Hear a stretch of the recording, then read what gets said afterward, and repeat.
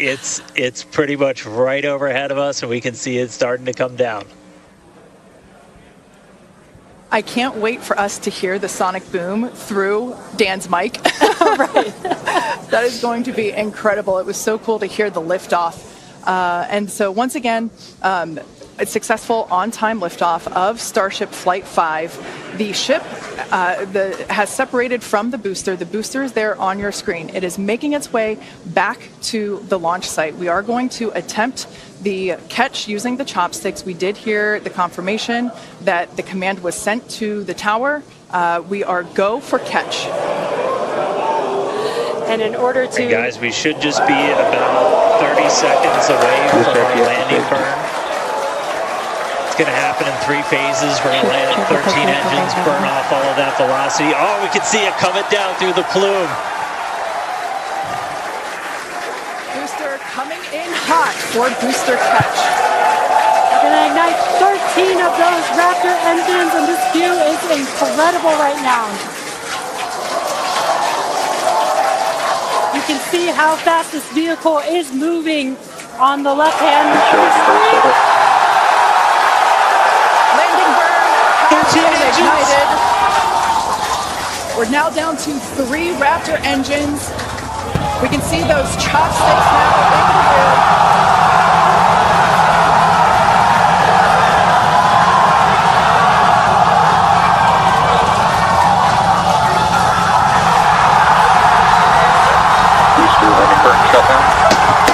Megadilla had caught the booster.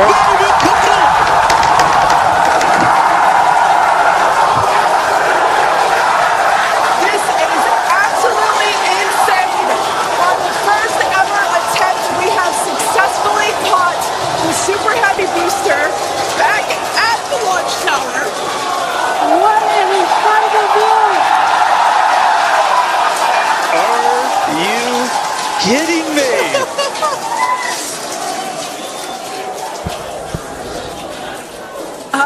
Dan, wow. I don't know about you, but we're losing our stuff up here. Guys, I'm sorry. Like, even in this day and age, what we just saw, that looked like magic. Wow. Dan, your view must have been insane. We are still going wild over here over this. Folks, this is a day for the engineering history books. This is a live view of the Super Heavy booster as it has just been successfully caught back at the very same launch tower that it just came from. Dan, I love this. You are reflecting exactly what everybody else here in Hawthorne, except maybe a little bit more because you got to see it with your own eyes. How was that? We got it. I mean, I can't even describe that. Oh, by the way, main engine cut off, ship's in orbit, but I am like shaking right now. That was... Yeah, this is not, yeah, I mean, let's check in on ship. It's hard to believe that. Starship nominal orbit insertion. Oh, right. Exciting news there. It's hard to believe that, booster isn't the only excitement that we have today. Just confirmation there. A gorgeous view of planet Earth behind the ship. Saved. And it is now in the orbit that we expected it to. This is just an incredible as the booster vents some pressures there. That is a live view from the top of the tower looking at the chopsticks. Still in disbelief. I'm trying to catch my tears just like the chopsticks caught the booster. Has been nonstop since liftoff. And we are all so excited about everything that's been happening so far this morning. With the booster for today, we are going to return back at T plus 40 minutes while the ship continues to coast before re-entry. Oh, man. And as with previous flights, Starlink may actually enable us to talk with the ship through re-entry with no communication blackout. We, of course, are still testing Starlink during this phase of flight, so nothing is certain. But if we do have views, we'll be sure to bring those to you live. views or no views. We'll see you back here at T+40 minutes for coverage of Starship's re-entry, flip maneuver, landing burn, and splashdown.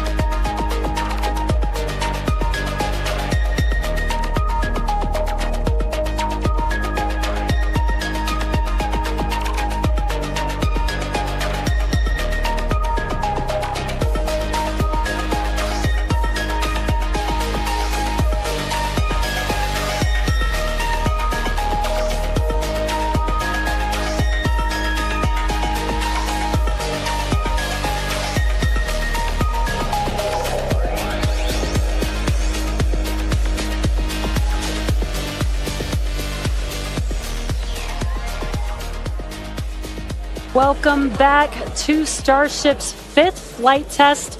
It has been an exciting day so far. Even the crowd here is still so excited. We lifted off from Starbase at 7:25 a.m. Central Time. The Super Heavy booster and ship had a successful separation as well as a good boost back burn and good separation of the hot stage adapter. The Super Heavy booster then completed the landing burn with 13 Raptor engines igniting and slowing down the vehicle perfectly for Mechazilla to catch the Super Heavy booster for the first ever land recovery of the vehicle.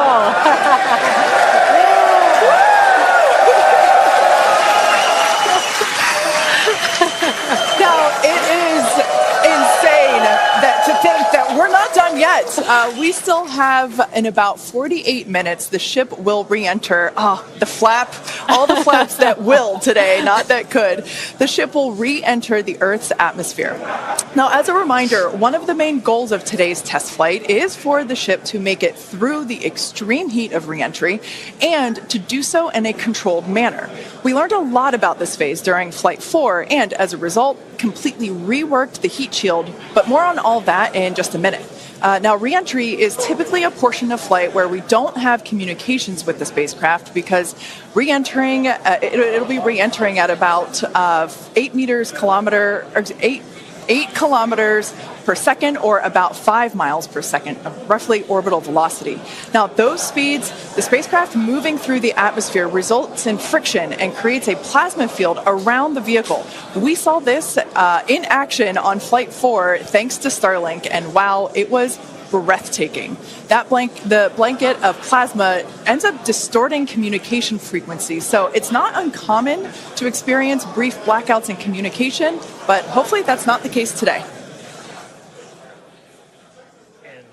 And Kate, that's where Starlink has just kind of been just the unsung hero and the MVP of this test campaign. I mean, it's able to give us data, not just awesome video, but also data in real time as we're going through reentry. I mean, this is something that throughout the history of spaceflight just hasn't been possible. And this is an environment that is so unforgiving, so hard to model, so hard to understand. And for the first time ever, we're able to literally watch as it unfolds in real time, get that data in real time. And we're able to do that with Starlink. And it's great for us because we get to see something. We get to see the greatest light show on the planet or off the planet. But what it means for this program, we're able to learn tremendous amounts about our heat shield, our angle of attack, everything that we're doing as we're coming in through the atmosphere at hypersonic speeds. And it's, you can't just thank it enough. And also, special shout out, you're going to see some additional flap camera views. We've got a really amazing team of avionics, cameras, electronics, software people who made all that possible. And so hopefully they're going to give us an even better show on the way in today as we're coming in at about 5 times the speed of sound. Yeah, those flaps, Dan, that you see there, that's what's helping. Starship is in a good attitude for entry, approaching the entry interface. And some good call-outs there, preparing for re-entry for Starship. And again, that's what Dan was mentioning, those flaps on the vehicle. And if you've been watching us for the last few minutes, you could see that the flaps were rotating around and helping orient the vehicle as it prepares for the beginning of re-entry today. Yeah, exactly. Re-entry will be enabled by that heat shield that you see on the bottom half. That heat shield is made up of 18,000 hexagonal ceramic tiles, and they are designed to insulate the vehicle during atmospheric entry. At that point in time, temperatures can be as high as 26,000 degrees Fahrenheit or about 1,400 degrees Celsius. The design itself also permits for rapid reuse with no refurbishment between the flights. And fun fact that I think is just incredible in terms of scale, but the heat shield alone on the ship has a total mass of 10.5 tons, which is crazy because these things are really lightweight. They're made out of ceramic. We have a couple of them here. The one that I'm holding is used on flat surfaces, as let's see if we go that way, because as it's flat. The one that Jesse has is kind of more what you see there on the side. Yeah, exactly. And having these different shapes, the flat version and the curved version, allow us to cover a lot more of the surface area of the vehicle. Again, we need to protect every portion of it. So even those curved surfaces, and especially the hinge area, if you watch Flight 4, is really what we want to make sure that we protect. And yeah, Kate, these are very, very lightweight. But when you put 18,000 of them together, they add up to 10.5 tons, which is incredible. Now, we did mention earlier that the heat shield has been completely reworked. Starship has entered the atmosphere, remains on a nominal entry trajectory. We can start to see that plasma now starting to build up on the side. It's not quite full plasma yet, but we are starting to see that color indicate that the heat is building up on the heat shield. Yeah, this is such a cool sight to see because you really never really have gotten to see this live before Flight 4. Yeah. And as Kate mentioned, it's getting a little more red, as you can see there on your screen. That means that heat is building up. But that's exactly what these heat shield tiles are there for, is to protect against this plasma and this really, really extreme heat that the vehicle is going to see for about the next 10 more minutes or so.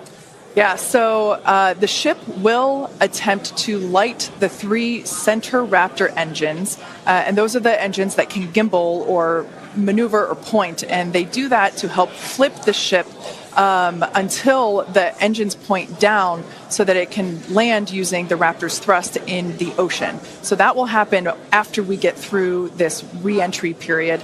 Again, now starting to see. And we also might start to see the flaps actuate a little bit here as the vehicle controls its roll during re-entry. That was one of the main learning points from Flight 3 was the roll control didn't work quite as well as we wanted it to. We learned that we needed some redundancies. So we added more roll control thrusters, and we'll see those in action as well today, as that was a Flight 3 learning that worked better on Flight 4 and still enabling that same design today. Yeah. Starship has passed through 85 kilometers altitude. Flaps now have control of the vehicle. Great call out. As Kate mentioned, the flaps are controlling the attitude of the vehicle. And I love these views because it looks so calm. Everything is relative, right? So relative to this camera on the ship, it looks so calm and smooth, but the vehicle is traveling extremely fast. You can see the speed on the bottom right-hand corner of your screen.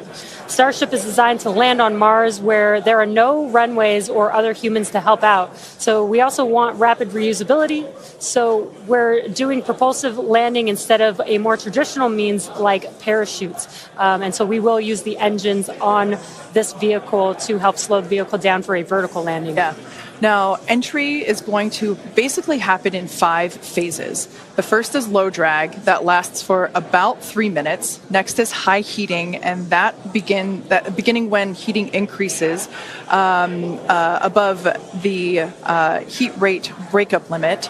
That lasts for about 10 minutes. We then have high dynamic pressure. Starship will continue to slow down and experience increased aerodynamic loads during that phase, and that will happen before reaching Mach 1, about a minute after. Starship is approaching the peak heating phase of entry, remains on a nominal trajectory. Okay, so that was phase 2 that he just called out, that I was mentioning. After peak heating is that dynamic pressure around Mach 1, and that will last about a minute after leaving the hypersonic area, and then we go into subsonic, and then, of course, landing burn. Full view. The colors are so amazing, and the colors actually also tell you a little bit about the temperature that the vehicle is seeing as well. So I think that's pretty cool that we get this amazing live visual. Speaking of live visual, the flap, we have more views, more cameras on board Starship, as Dan mentioned a few minutes ago. We are hoping that all 4 flaps will stay more intact than they did last time. We did make some changes to the design in order to help enable Starship this. is now experiencing peak heating, remains on a nominal entry trajectory. Great news there that Starship is continuing along the path that we intended it to fly. You can keep track with how fast it's going and how high it is above Earth using the display that is there on the bottom right-hand side of your screen. And guys, this is where we're really going to see a lot of those improvements from Flight 4 really come into action. Is you guys kind of talked about, so it's called the static arrow. Those are kind of the poke out points on the flaps. Those get exposed to some pretty extreme heat environments, and so we added some additional, basically made it a lot more robust for the thermal protection there. And we learned not just from visuals and stuff like that. We had those missing tile tests on Flight 4 where we intentionally left some out, kept in some backup layers. They're called ablatives, which means they just gradually melt away to help dissipate the heat. And we've got an entire layer of ablative underneath the tiles on this Starship today. So even if you get a gap in a tile or a tile is broken, anything like that, we've got essentially backup options. And what we're really trying to do today is do an on-target landing. As we lost the flaps, you lose a lot of your control, and so we didn't land right on target last flight.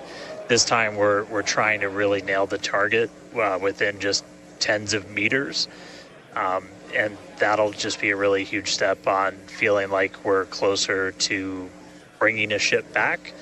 Obviously, there's a lot of work before we get there, but we just caught a booster. We're going to start looking real soon at when we can catch a ship. So the view on your left is as a helicopter passes by Dan, bound at Starbase. The view on your left is a camera that's positioned near the nose of the ship, looking basically down toward the flap. The view on the right is looking perpendicular to the flap. So we're looking basically bird's eye view onto the flap on the left-hand side, and then a worm's eye view from the side with that view on the right. Yeah, sorry about that, guys. Maverick just buzzed the tower. He might be coming back, so.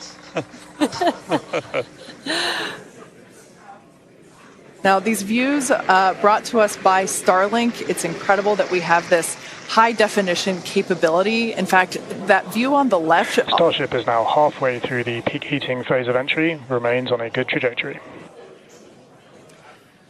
So great news there, hearing that we're about halfway through the peak heating phase. Like I said earlier, this lasts roughly 10-ish minutes. And we did hear earlier that the flaps have control of the vehicle, so also good news there.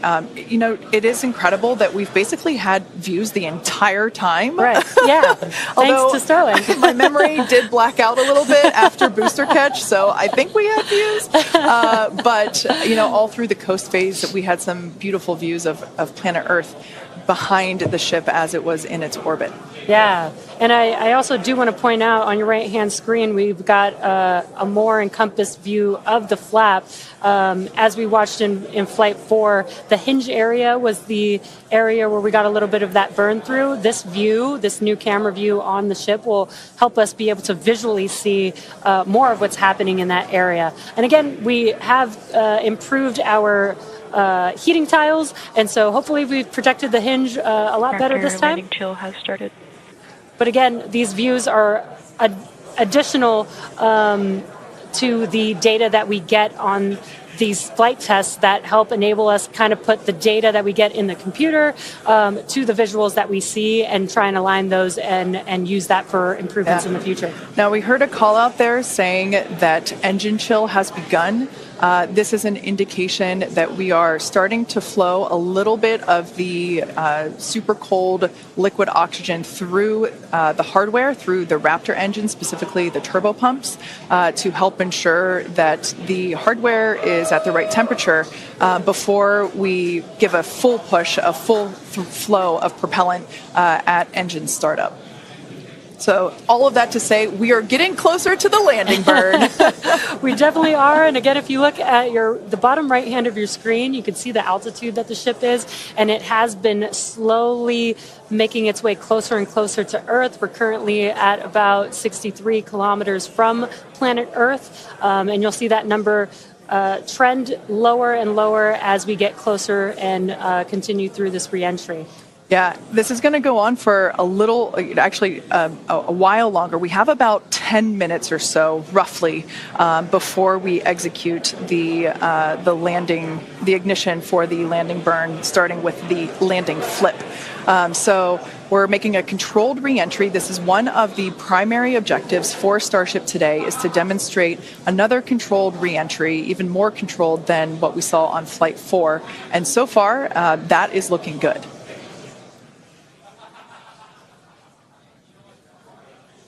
And then as we start to really get lower, we're going to start seeing the atmosphere's effects start to take place, and that's when we'll be dropping our speed down closer to the speed of sound. You'll see the flaps start to maneuver. We were able to do a landing burn on Flight 4, which kind of caught all of us off guard. It was pretty incredible after seeing the flaps survive through. And we're going to try and do another one on this flight today. We tweaked it a little bit, so we're going to try and splash down at a little bit of a gentler angle this time, instead of just kind of hit the water and fall over. And the goal with that is try and keep the ship intact, and then if we're able to then get some additional video of it, again, that's just more data. And everything we can see, everything we can get extra, like a couple extra seconds or minutes of data coming from the ship after Starship has splashdown. passed through the peak heating phase of flight, approaching maximum entry dynamic pressure. All right, we're through peak heating. Coming up is basically max Q part 2, where we're going to hit kind of that part of the curve where we're still moving really fast and the atmosphere is just dense enough that we're feeling the most pressure, but hopefully we're going to start feeling a little bit less heat now. As it's making its way back down to Earth. And we did pass through peak heating and still got really good views throughout that whole period. Typically during the highest heat on the vehicle, we tend to build up a lot of plasma, and that's typically when we would lose, connection or views of the vehicle. But again, with Starlink, we were able to get some live views throughout that entire process there. And we're coming up. We'll start hearing a couple more milestones in about 4 minutes or so when we start getting down to like the transonic, the subsonic, when we're starting to move closer to and beneath the speed of sound. And I mean, we're getting live views, we're getting live data. We've got a couple additional tests on this one today where we left off some missing tiles again to test some additional backup layers.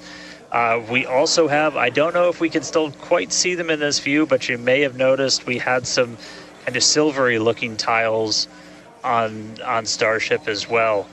And those were pretty much standard tiles, but they were wrapped in aluminum.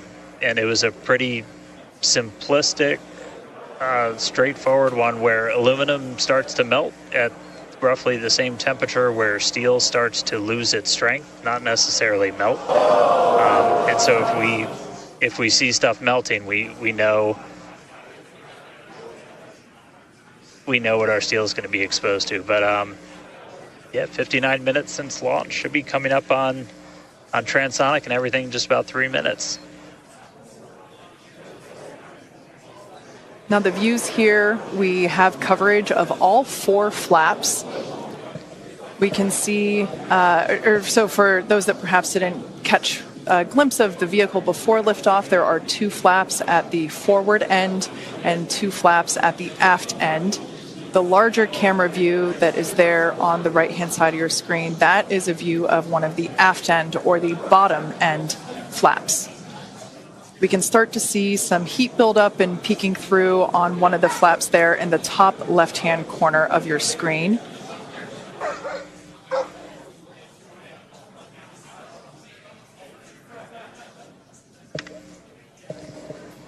Once again, Starship now at T+1 hour and 9 seconds into its flight today, re-entering the Earth's atmosphere. Currently about 45 kilometers above the surface of the Earth, now 44. We are targeting a soft splashdown in the Indian Ocean, about, northwest-ish of Australia. And we are attempting to, as we did on Flight 4, perform a flip maneuver as well as Starship is at maximum entry dynamic pressure.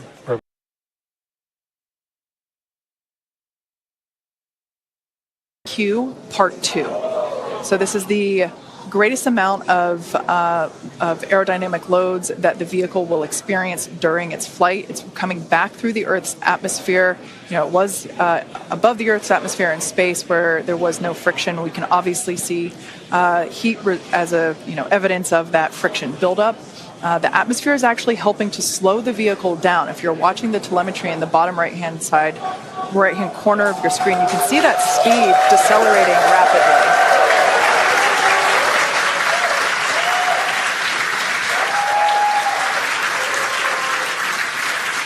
Now, the 4 flaps on the ship help steer the vehicle, and one of the main objectives for the ship today is to demonstrate controlled re-entry during this phase of flight, this re-entry phase. Yeah, and we have 6 engines on ship, but we only need 3 of them, the 3 sea-level engines. We will have that flip maneuver happen very close to touching down for splashdown. We'll do that flip maneuver, ignite those engines, slow the vehicle down immediately. Gentle. Yeah, and like we said earlier, we hope to have some more views, even of that phase of the flight. So fingers crossed that we can we can bring those to you. We are hoping to splash down softer than we did last time on Flight 4.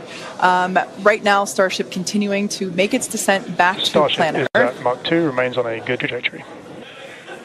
All right, great news there. That tells us that the vehicle is traveling twice the speed of sound. So we will then, the next call out that we'll hear is that it is, traveling about the speed of sound. And then we will hear a call out that that will be the call out that it is transonic. And then we will hear another call out saying that it is subsonic, meaning going slower than the speed of sound.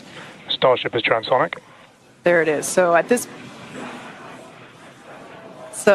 this point in time, we say transonic because certain parts of the vehicle, like the flap that you see on your screen, might be experiencing airflow faster than the speed of sound, while other parts of the ship may be experiencing airflow. Starship is in the subsonic belly flop. All right, so now the entire vehicle is traveling slower than the speed of sound, so subsonic. The crowd here at Mission Control Hawthorne also getting excited, just like us. We're awaiting a water landing. We are going to reignite the 3 engines to perform that flip maneuver, and we're basically about a minute and a half, away from the landing flip. Yeah, the crowd's getting excited here as we get closer and closer to splashdown. Again, just about a minute away from the expected splashdown, so we should see a lot happening coming up here shortly.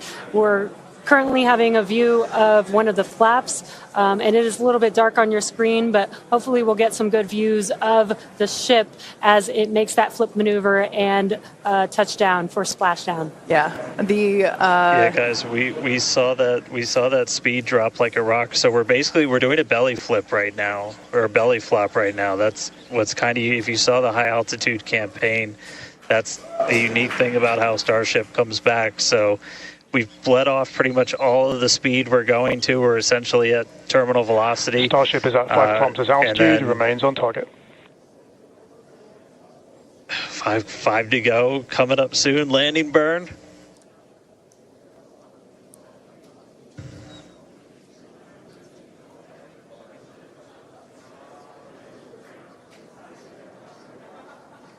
Two kilometers away. Starship is on target, approaching landing burn startup. So keep an eye on the bottom right-hand side of your screen as well. That will be the indicator when the Raptor engines ignite, if we are unable to see that illumination ourselves. Landing burn startup. What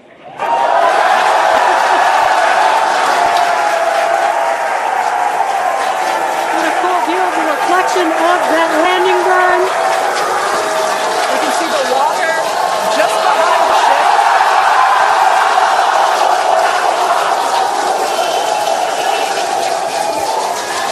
Starship has landed. An incredible view. I think it is safe to say we have a ship in the water. Touchdown! That is a live camera from the ocean surface. What an incredible end to Starship's journey. A live view from a buoy that we had out at the landing zone. An incredible view of ship landing just about on target as they were calling out. That was amazing. And we were not intending to recover any of the ship's hardware, so that was the best ending that we could have hoped for.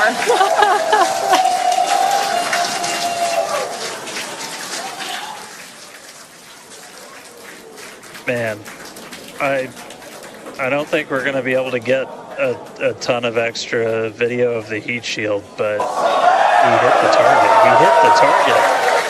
Yeah. I mean, you know we hit the target because we had these buoys placed in a pretty specific spot, so wow.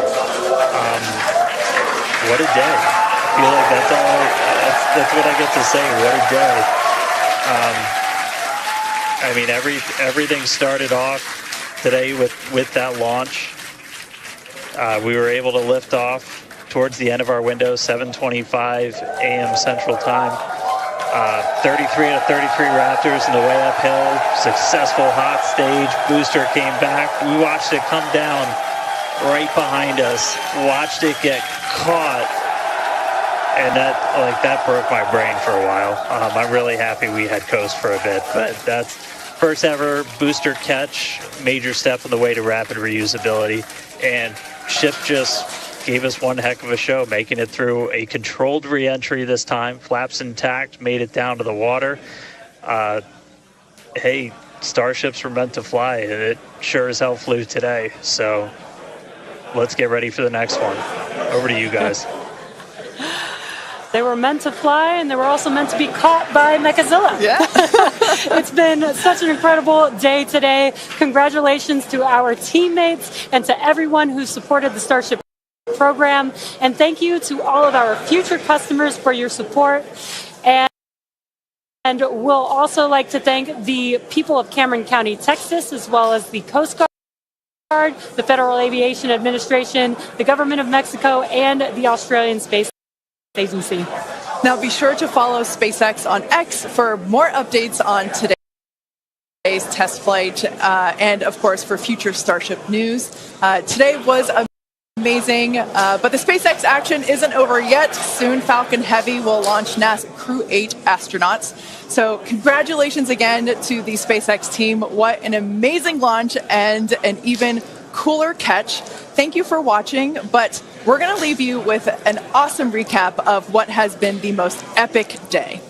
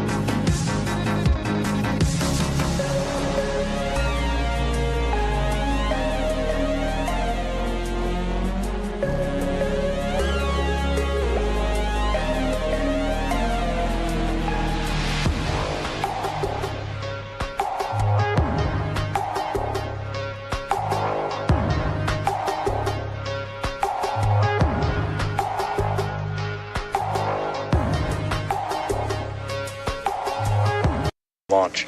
Our window is from 7 to 7:30 Central, so we don't have a huge amount of time today, but we do have some margin if we need to work with it to still get off the ground today. For now, though, we're coming up on finishing prop load on both vehicles. Header tanks are pretty much topped out on the ship. Those are going to be used for its landing burn. And again, we're going to be closing out all of the prop load at about T-minus 3 minutes, 20 seconds for the ship, and then just 30 seconds later for booster. One kind of cool thing to talk about, so the folks in launch control behind me, after liftoff, they're going to have some pretty special tasks today. If we're going to go through with the catch, they're going to be doing some really detailed inspections just visually of all of the different tower systems, a lot of those things that we upgraded, just to make sure that we are in the right posture to actually proceed with the catch. So they'll be working kind of fast and furious behind the scenes to inform the flight director's manual command to send the booster back. So if we hear that command being sent, that's going to be just the roof's going to come off. That's going to be a really exciting moment. So otherwise, if we don't go today, as you guys talked about, there is a chance, and if we don't send the booster back, we'll do a landing burn and a splashdown in the Gulf, and then that's just another landing burn to gather more data, learn more lessons from, and then we'll come back and try the catch again on the next one. But as of right now, we're coming up on 5 minutes. There is a chance that we'll hold or extend into the end of our window, so don't be surprised if that ends up happening. But if those boats do get out of the way, we are just about 5 minutes away from launch. So I'll check back in just a moment, but back over to you, Kate and Jesse. Thanks, Dan. Our rapid iterative development approach has been the basis for all of SpaceX's major innovative advancements, including Falcon, Dragon, and Starlink. Today, we're testing hardware and systems, and we need to know how they perform under the most extreme conditions. We'd much rather find the bugs now during testing than later on when there's more on the line.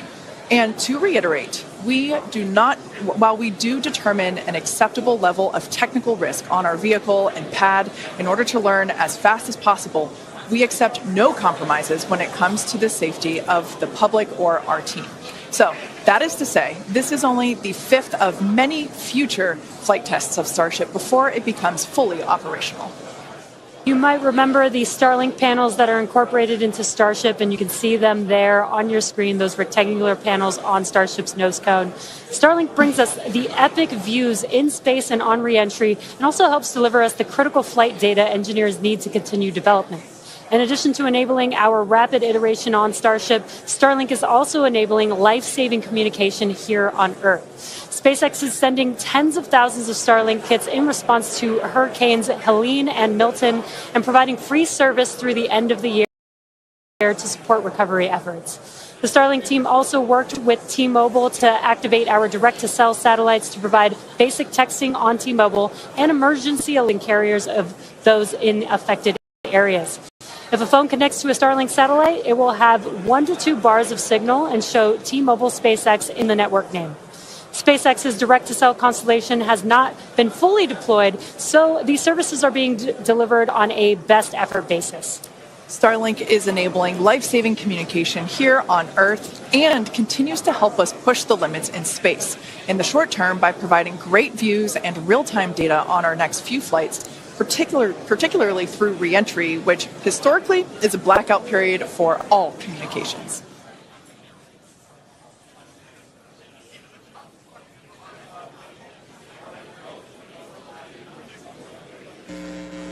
All right, so we're coming up on 2 minutes, 30 seconds away from launch. We were hearing like there was a pretty good chance we were going to hold at T-minus 40 seconds, but surprise, now it sounds like we might not be. So we are just a little over 2 minutes away, so a couple more things going to be happening. We did just close out our propellant load on the ship and the booster, so 10 million pounds of propellant on that vehicle on the pad here at Starbase, getting ready to go. We're going to start clearing out all of the lines that are basically pushing all of that propellant to the vehicles. Those get cleaned out or cleared out on the ground before we lift off. We're doing some final checks on the vehicle, the thrust vector control that we're going to use to steer it, as well as the guidance system doing its final alignment, just a lot of our final checkouts. But We are starting to hear that it looks like the range is going to be clear at our liftoff time of 7:25 a.m. Central, 12:25 UTC. So that puts us 1 minute, 20 seconds away from launch.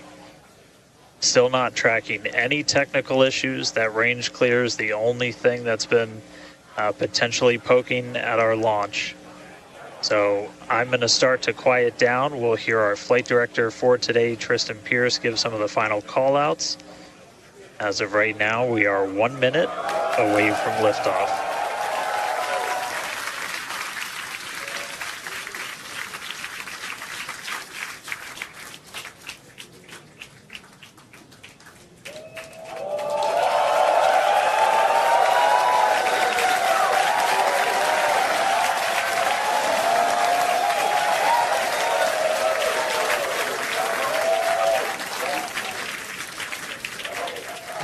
Flight directors go for launch.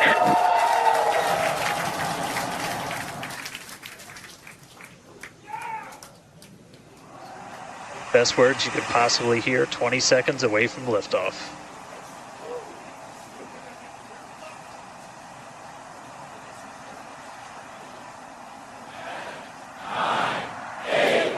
T-minus 5, 4, 3, 2, 1.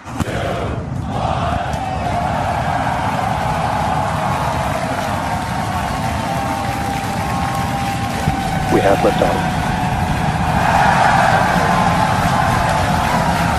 Vehicles pitching downrange.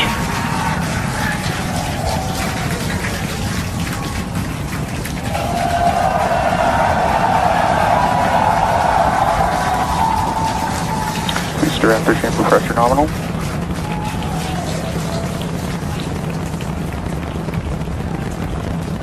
"30 seconds into the flight, the rumble's just starting to reach us here at launch control.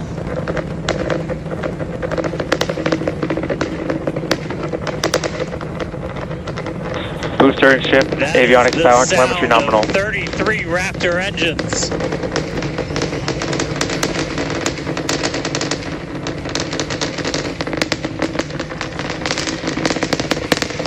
Max Q. Now pass through the maximum aerodynamic pressure, the most stress the vehicle's going to see on the way uphill.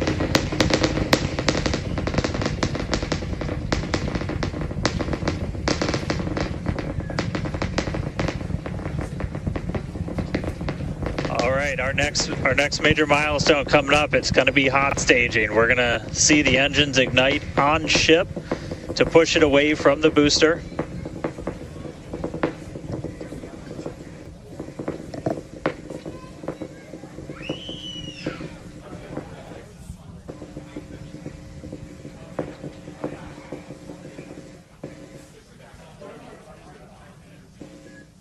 All right, so hot staging is going to be the next thing coming up. First, we're going to see the booster's engines start to shut down.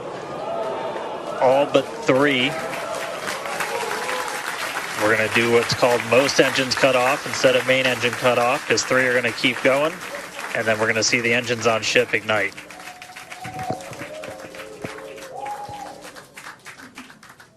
Right now, the tower team is doing their go, no go.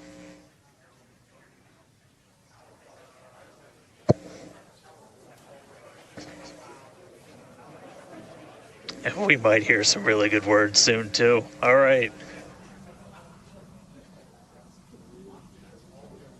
Can still see it up behind me. That is one of the most gorgeous things I've ever seen in my entire life. Coming up on hot staging next. Ship engine There's startup. most engines cut off. Stage separation. Booster Stage separation. Hot stage separation confirmed. Ship under its own power. I'm seeing 6 out of 6 Raptors lit. Hopefully I got a booster on the way back to me. I'm going to send it to you guys in Hawthorne. Oh man, that was absolutely incredible. I loved how the crowd Chamber pressure is nominal. here in Hawthorne all went ooh at that first view of the blue flames from the booster. As you can see there, First stage currently performing, or excuse me, is now making its way back to the launch site. Again, we are... Ship avionics power and telemetry nominal. The booster and the tower are both performing automated checks to make sure we are go for the booster to return to the launch pad for that catch. And once those are complete, the flight director... Booster, boost back burn, shutdown. Flight director is go for booster return. And we did hear that the tower is go for catch, so that was one of the big criteria we were looking for. This view We'll here, wait to hear that the go for catch has been sent. beautiful view here from the ship. And so exciting to hear that we got a go for booster catch. That means it's going to be a really exciting morning. Again, the booster is making its way back towards now land in order to make that catch attempt in the tower. So incredible to see these views. You can see the ship on the right-hand side of your screen. All 6 Raptor engines are under full power. Once again, the booster is making its way back to the launch site. We are going to try and catch it using the chopsticks on the launch tower, the exact same tower that it just launched from just, 5 minutes ago. Yeah, and the booster... Starship on nominal Guys, trajectory. I can confirm the command was sent for the booster to come back. That is incredible. So I'm looking news. up right now. It's pretty much right overhead of us, and we can see it starting to come down. I can't wait for us to hear the sonic boom through Dan's mic. Right. That is going to be incredible. It was so cool to hear the liftoff. And so once again, a successful on-time liftoff of Starship Flight 5. The ship has separated from the booster. The booster is there on your screen. It is making its way back to the launch site. We are going to attempt the catch using the chopsticks. We did hear the confirmation that the command was sent to the tower. We are go for catch. And in order to... And guys, we should just be about 30 seconds away from our landing burn. It's going to happen in 3 phases. We're going to land 13 engines, burn off all of that velocity. Oh, we can see it coming down through the plume. Booster coming in hot for booster catch. We're going to ignite 13 of those Raptor engines, and this view is incredible right now. You can see how fast this vehicle is moving on the left-hand screen. Landing burn has 13 been engines. ignited. We're now down to 3 Raptor engines. We can see those chopsticks now in the air.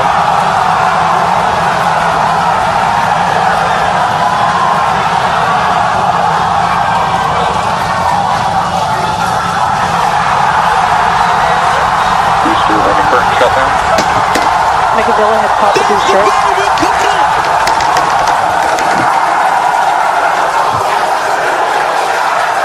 This is absolutely insane. On the first ever attempt, we have successfully caught the Super Heavy booster back at the launch tower. What an incredible view! Are you kidding me?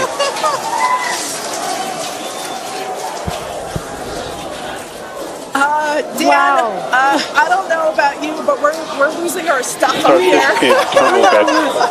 Guys, I'm sorry. Like, even in this day and age, what we just saw, that looked like magic. Wow. Dan, Wow. your view must have been insane. We are still going wild over here over this. Folks, this is a day for the engineering history books. This is a live view of the Super Heavy booster as it has just been successfully caught back at the very same launch tower that it just came from. Dan, I love this. You are reflecting exactly what everybody else here in Hawthorne, except maybe a little bit more because you got to see it with your own eyes. How was that? We got it. I mean, I can't even describe that. Oh, by the way, main engine cut off, ship's in orbit, but I am like shaking right now. That was. Yeah, this is not, Yeah, I mean, let's check in on ship. It's hard to believe that. Starship nominal orbit insertion. All right, exciting news there. It's hard to believe that, booster isn't the only excitement that we have today. Just confirmation there. A gorgeous view of planet Earth behind the ship. Yes, saved. And it is now in the orbit that we expected it to. This is just an incredible day. Live views there as the booster vents some pressures there. That is a live view from the top of the tower looking at the chopsticks. I am still in disbelief. I'm trying to catch my tears just like the chopsticks caught the booster. It has been nonstop since liftoff. And we are all so excited about everything that's been happening so far this morning. With the booster having completed its job for today, we are going to take a return back at T plus 40 minutes while the ship continues to coast before re-entry. Oh, man. And as with previous flights, Starlink may actually enable us to talk with the ship through re-entry with no communication blackout. We, of course, are still testing Starlink during this phase of flight, so nothing is certain. But if we do have views, we'll be sure to bring those to you live. Views or no views, we'll see you back here at T plus 40 minutes for coverage of Starship's re-entry, flip maneuver, landing burn, and splashdown.